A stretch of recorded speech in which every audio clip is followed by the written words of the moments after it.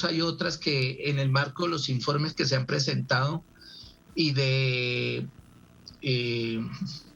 agentes del Estado y de terceros que están vinculados con los grupos paramilitares, por ejemplo en La Guajira, han dicho también que allí hay fosas, es decir, que estas son algunas que se han encontrado, pero los indicios que tenemos a partir de los informes y las versiones de los comparecientes a la Jurisdicción Especial de La Paz son muchas, es decir, hay en La Guajira, en el norte de Santander, en el Catatumbo, en la parte del Meta, es decir, hay varias regiones donde encontramos también que hay fosas, que sabemos que hay fosas, que todavía no se han encontrado, pero que se saben que existen.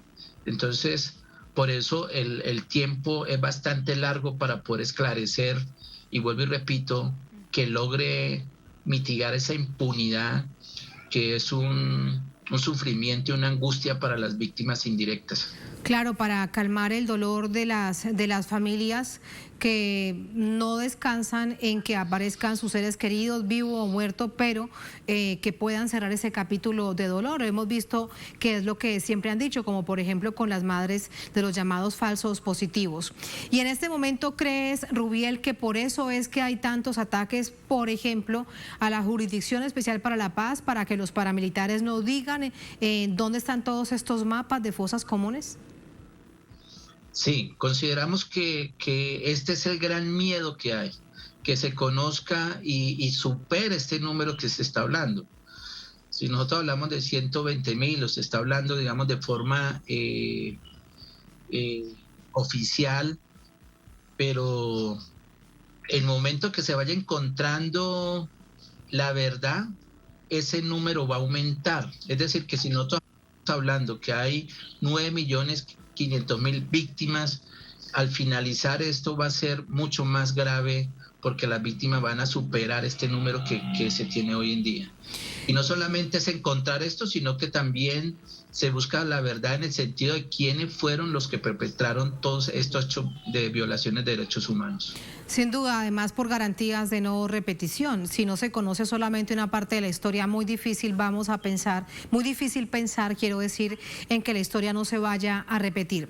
Por último, algo que resulta también, pues, en todo esto muy grave, Rubiel, y es con el actual gobierno. De un lado va la unidad de víctimas tratando de avanzar en todo lo que sea posible por el hallazgo y la identificación de personas desaparecidas, pero de otro lado el gobierno uribista poniendo los obstáculos. A este paso, ¿cuántas personas podrán ser identificadas por año? Sí, es muy difícil porque, entre otras cosas, en el presupuesto a todo el sistema o a las tres instituciones que conforman el sistema, es decir, a la comisión y a la unidad de personas dadas por desaparecidas, les hicieron una reducción del presupuesto. Es decir, que va a ser muy difícil porque esto también se necesitan peritos, expertos, es decir, unas profesionales en la búsqueda y poder encontrar las víctimas, porque cada fosa es un tiempo muy considerable, pero igualmente como no se tienen los profesionales y no se tienen los recursos, va a ser muy, muy lento. Esto es lo que se busca este gobierno, de limitar también todo esto para que no se pueda encontrar, y día tras día pues salen con propuestas. Hoy por lo menos está todo el debate sobre la amnistía general que la propuso Álvaro Uribe, y en ese sentido pues es intentar de atacar también a la Jurisdicción Especial y a todo el sistema como tal.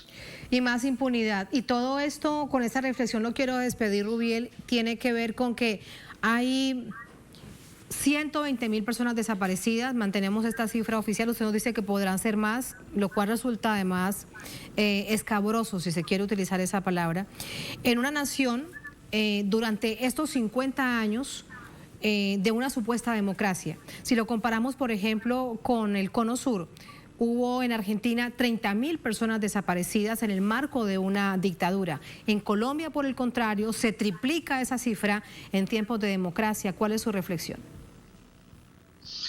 Sí, porque en el marco de eso que llamamos democracia, pues también hubo formas de, de dictaduras, a través de manuales contra insurgentes, y todos estos manuales contra insurgentes eran que ubicaban también a lo que hemos denominado también el enemigo interno.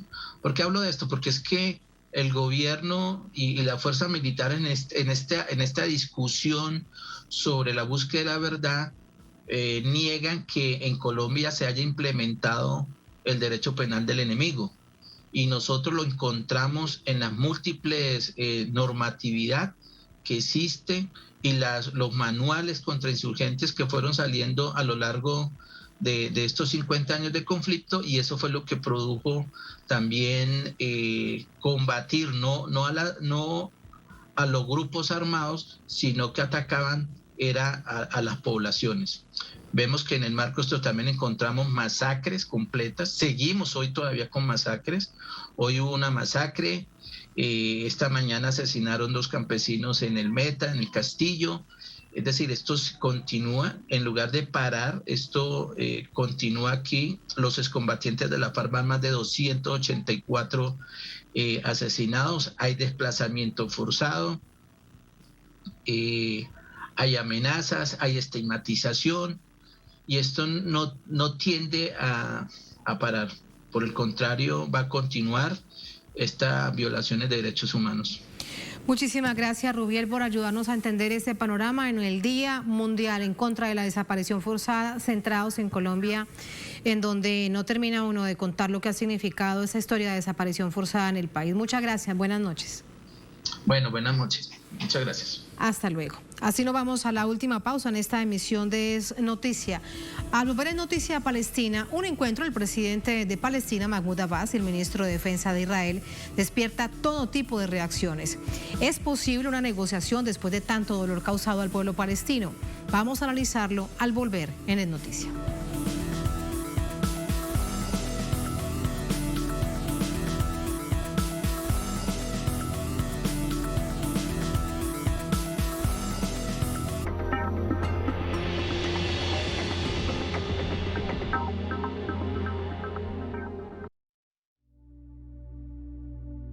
Anualmente, miles de personas son víctimas de desapariciones forzadas. ¿Dónde están? 30 de agosto, Día Internacional de las Víctimas de las Desapariciones Forzadas. Telesur. Siempre. Da más.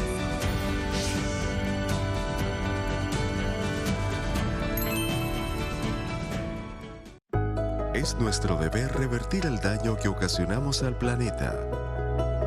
Recuperemos nuestros ecosistemas naturales con acciones en defensa del medio ambiente. Sigamos luchando por un mundo más verde. Miércoles, solo por Telesur.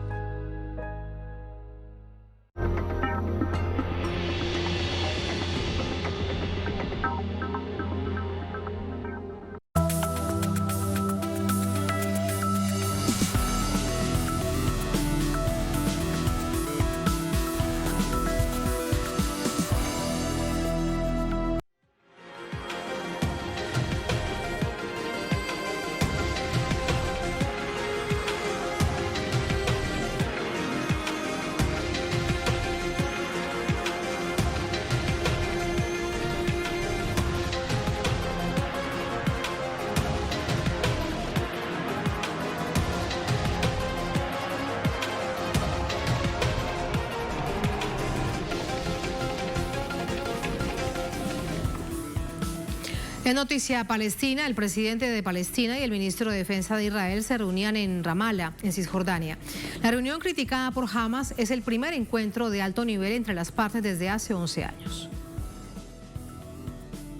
El encuentro entre Mahmoud Abbas, presidente palestino, y Benny Gantz, ministro de Defensa israelí, es inédito. se desarrolló la víspera de forma presencial en Cisjordania.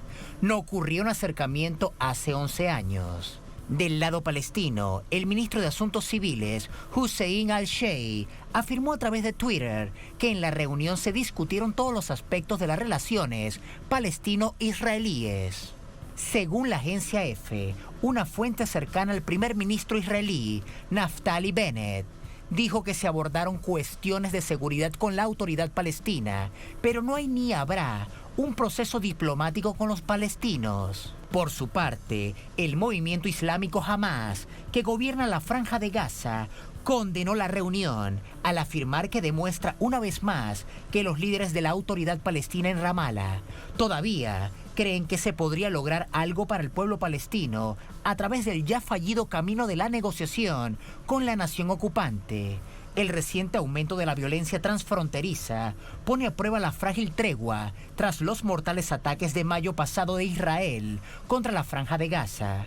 La excusa del Estado sionista para bombardear ahora son las supuestas acciones agresivas de cientos de palestinos que protestan en la frontera para exigir un alivio a la ocupación que asfixia al pueblo palestino, prácticamente condenado al exterminio. Así entramos con el análisis. Nos acompaña para ello el doctor Jehad Youssef, miembro del Consejo Nacional Palestino, director general de la Unión Palestina en América Latina. Nos acompaña desde Puerto Ordaz, aquí en Venezuela. Jehad, muy buenas noches, bienvenido. Buenas noches, Tatiana, ¿cómo estás? Muy bien, muchas gracias. Primero, conocer su opinión acerca de este encuentro. Usted en particular, ¿qué opina de esta reunión que no se daba a este nivel desde hace 11 años? Bueno, yo pienso que esta reunión es oportuna. Una reunión que no fue consultada. Las fracciones palestinas ni siquiera fue anunciada al pueblo palestino. Después, como usted dijo, después de 11 años de derrotas en las relaciones, por lo menos públicas, entre el gobierno palestino y el gobierno israelí. Este tipo de negociaciones es la continuación de los acuerdos de Oslo, es la continuación de unas negociaciones estériles que tenemos más de 25 años conversando, negociando con Israel bajo los acuerdos de Oslo, y no hay ningún avance hacia los derechos nacionales del pueblo palestino representados en el derecho de retorno y la creación del Estado palestino independiente de Jerusalén, su capital. Al revés, todos los días Israel tiene más asentamientos en Cisjordania, construye más asentamientos, robo más de tierra palestina, y ustedes saben que en los últimos meses que las agresiones continuas a Jerusalén, sobre todo el barrio Sheikh Jarrah y Silwan, para desalojar sus habitantes dentro del plan de la limpieza étnica israelí contra el pueblo palestino. Creo que este tipo de negociaciones detrás de la espalda del pueblo palestino no son bienvenidas ni bien recibidas por la gran mayoría de la población palestina. El pueblo palestino no necesita en este momento soluciones económicas ni acuerdos de cooperación de seguridad. El pueblo palestino lo que necesita es la libertad, es la independencia. Y la libertad y la independencia del pueblo palestino se basa en el fin de la ocupación israelí de los territorios ocupados, el fin del bloqueo a Gaza y el reconocimiento de los derechos nacionales del pueblo palestino. Jehad, pero ¿qué pudo haber motivado al presidente Mahmoud Abbas a reunirse con este representante, con el ministro de Defensa de Israel? Bueno, no importa quién sea, es representante del Estado sionista de Israel. Bueno, están obedeciendo a presiones de Biden, John Biden, de Estados Unidos.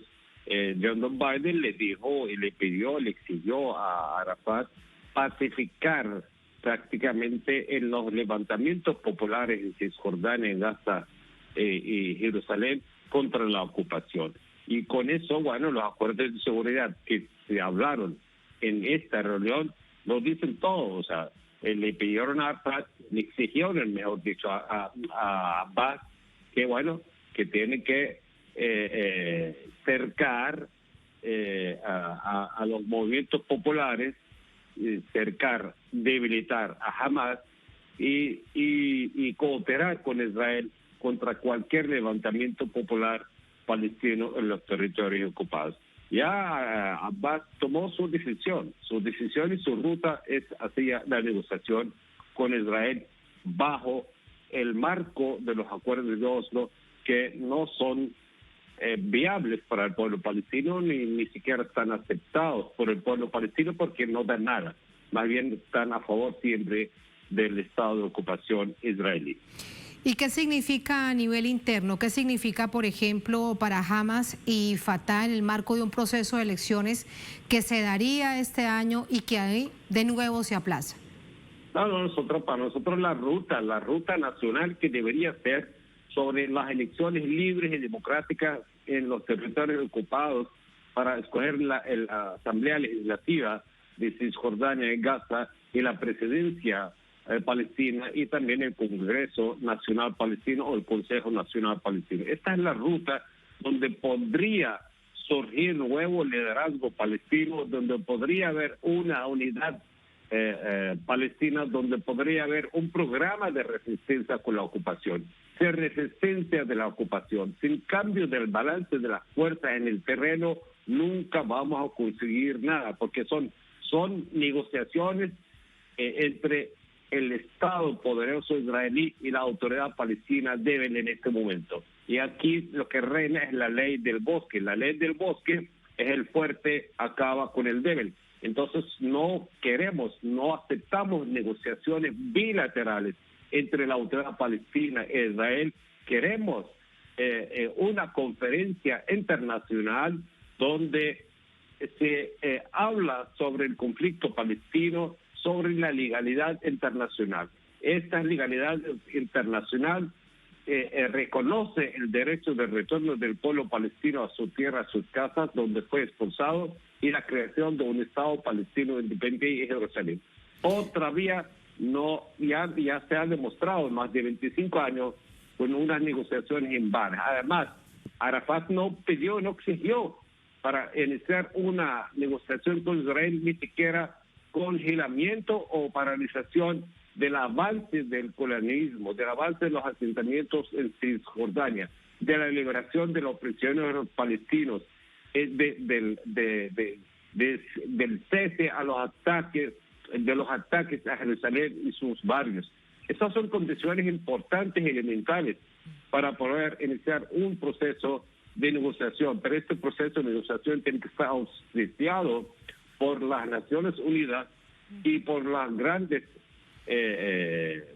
los miembros del Consejo de Seguridad de la ONU y diferentes organismos, tanto regionales como internacionales.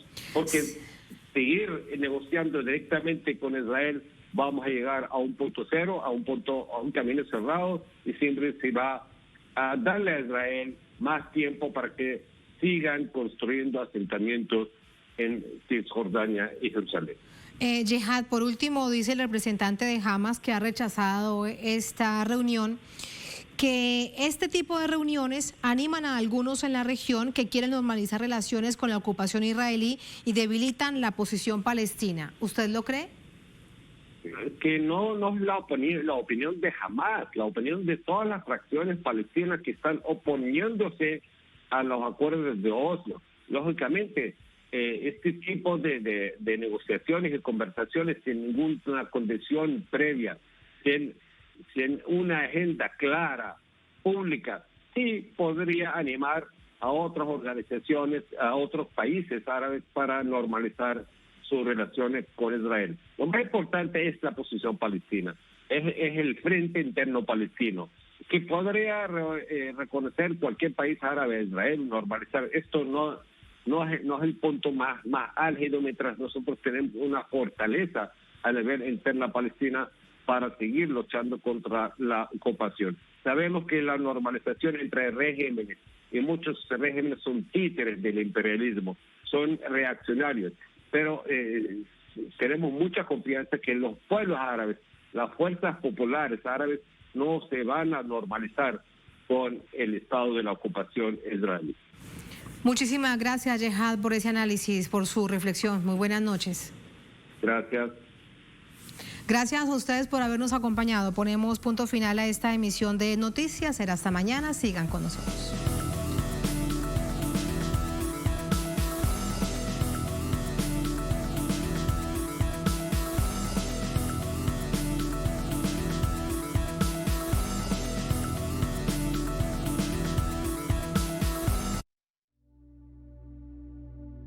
Anualmente, miles de personas son víctimas de desapariciones forzadas. ¿Dónde están? 30 de agosto, Día Internacional de las Víctimas de las Desapariciones Forzadas.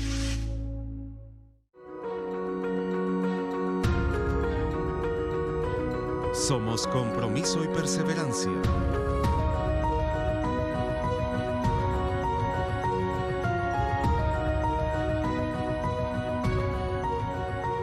Contamos lo que está sucediendo en los pueblos del mundo. Telesur siempre da más. En un mundo que no se detiene, te brindamos un espacio para mantenerte al día. Toma un momento, respira y cuida de tu salud física y mental. Equilibra tu bienestar y guía tu cuerpo. Martes. Solo por Telesur. Telesur avanza tecnológicamente para seguir acompañando a los pueblos del mundo. Ahora puedes seguir disfrutando de la señal de Telesur a través del satélite C6 y sus nuevos parámetros de transmisión. Telesur HD. Telesur SD. Vive las noticias de Latinoamérica y el mundo en señal estándar SD y digital HD. Telesur, la señal informativa de América Latina y el Caribe.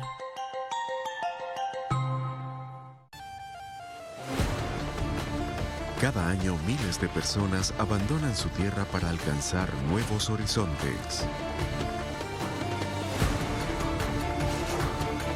Una realidad de pueblos que luchan por su libertad. Conoce las diversas causas de quienes viven entre fronteras. Jueves, solo por Telesur.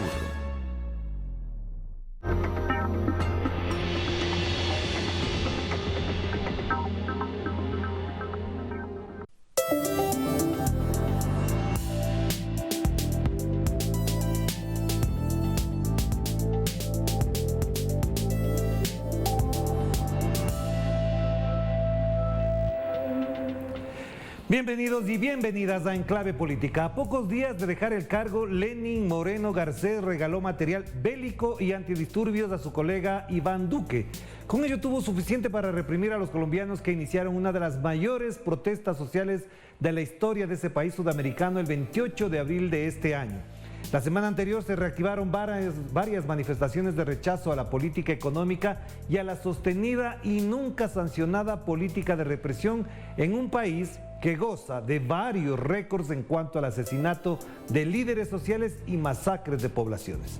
¿Cómo se entiende este panorama en Colombia en medio de una dinámica electoral adelantada? Pues de esto queremos conversar con el académico y analista colombiano José Antonio Figueroa. El gusto es mío, Orlando. Gracias. ¿Cómo recibes, cómo valoras lo que acabo de mencionar del regalito que le hizo Lenín Moreno a Iván Duque? Bueno, lo que me parece a mí es que, pensando también en la experiencia que hubo con Bolivia, hay ahora sí podríamos hablar realmente de una internacionalización de la extrema derecha, prestándose apoyos mutuos evidentemente para reprimir movimientos que lo que buscan es un poco de democratizar en estas circunstancias tan complejas que está viviendo el continente. Por otro lado, creo que eso es una prueba de la actuación que es, de hecho, una actuación que tiene que monitorearse en el Ecuador, ¿cierto? Es una actualización, es un hecho que tiene que ser fiscalizado, porque no hay forma en la que un presidente, por más poder que tenga de manera unilateral, puede hacer este tipo de acciones, ¿no? Si vemos de hecho lo que sucedió con Bolivia, que es un país donde sí se ha investigado todo el tema de las donaciones, de los préstamos, estos también, se sabe que efectivamente hay un nivel de responsabilidad de un gobierno extranjero en la represión de los ciudadanos de un país. Y eso tiene implicaciones muy complejas, ¿no? Entonces, a mí me parece que tiene mucho que ver con el tema de la transnacionalización que se está presentando por parte de apoyos de la derecha. Y el caso colombiano también es un ejemplo de esto. El uribismo, por ejemplo, en los últimos años, es sorprendente la forma como ha estado metiéndose en los asuntos políticos